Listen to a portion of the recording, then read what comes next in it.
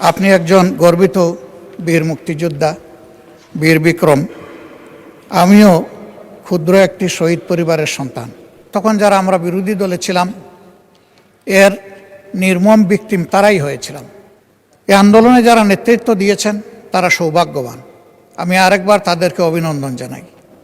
কিন্তু এই আন্দোলন শুধু মুষ্টিমেয় কিছু যুব সমাজ সম্পৃক্ত ছিলেন না, বরঞ্চ এই আন্দোলনে কৃষক, শ্রমিক, মেহনতি জনতা, মোটে, মাঝি, মজুর, ছাত্র জনতা সবাই সম্পৃক্ত হয়েছিলেন।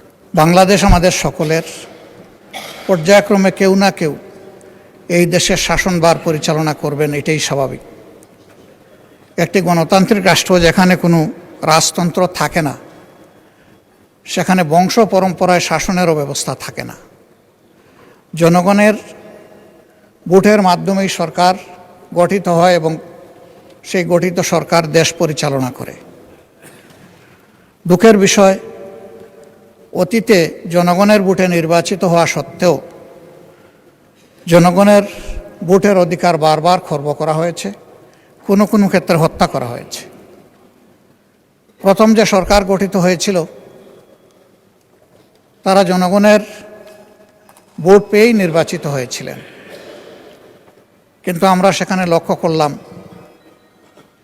যারা বহুদলীয় গণতন্ত্রের কারণে এই সুযোগটা পেয়েছিলেন, তারাই এসে বহুদলীয় গণতন্ত্রকে হত্যা করে একদলীয় বাকশাল কায়েম করলেন।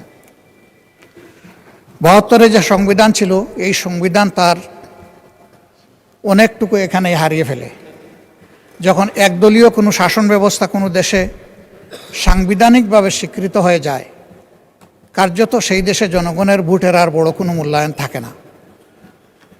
এভাবে বারবার সরকার এসেছে, সরকার গিয়েছে।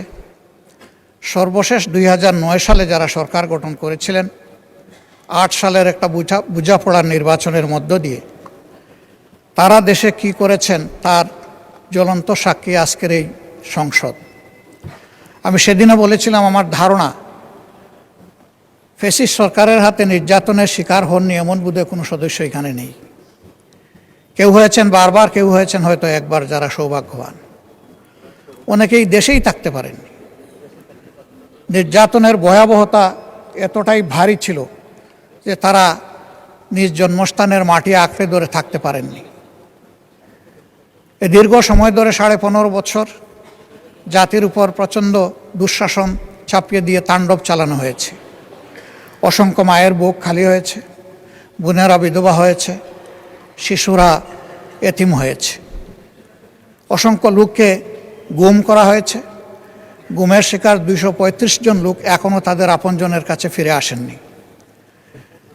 তাদের আপনজন জানেন না আসলে তাদের বাস্তব অবস্থা কি হয়েছে, তারা কি বেঁচে আছেন নাকি দুনিয়া থেকে বিদায় নিয়েছেন। এই সময়ের ভিতরে এক্সট্রা জুডিশিয়াল কিলিংয়ের শিকার হয়েছেন ২৬৬২ জন মানুষ, যারা মিনিমাম কোনো বিচার আলোয় দেখার সুযোগ পাননি। তাদেরকে নির্মমভাবে খুন করা হয়েছে।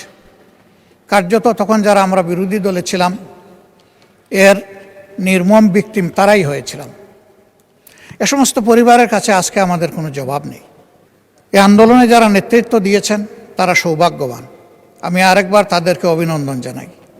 কিন্তু এই আন্দোলন শুধু মুষ্টিমেয় কিছু যুব সমাজ সম্পৃক্ত ছিলেন না, বরঞ্চ এই আন্দোলনে কৃষক, শ্রমিক, মেহনতি জনতা, মোটে, মাঝি, মজুর, ছাত্র জনতা সবাই সম্পৃক্ত হয়েছিলেন। দুধের শিশু নিয়ে মাও রাস্তায় নেমে এসেছিলেন এবং এইরকম শিশুরাও, 4 বছরের শিশু এই আন্দোলনে শহীদ হয়েছে।